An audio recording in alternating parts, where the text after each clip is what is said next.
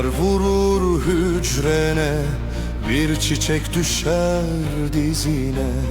Halkının yüreği sende, bir umut kalmış bizde. Seni özledim Demirtaş, dağlar gibi dimdik duruşunu. Bir gülüşünle açardı bahar, bir sözünle titrerdi karanlıklar.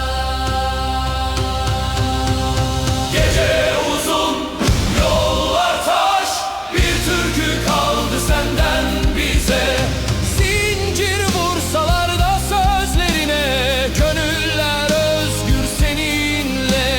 Seni özledim Demirtaş, rüzgarla gelir sesin bize. Bir gün döner elbet bahar ve halk güler yine seninle.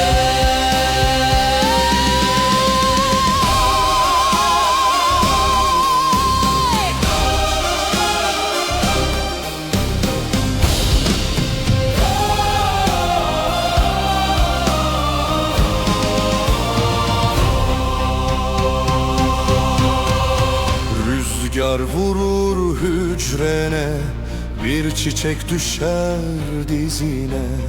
Halkının yüreği sende, bir umut kalmış bizde.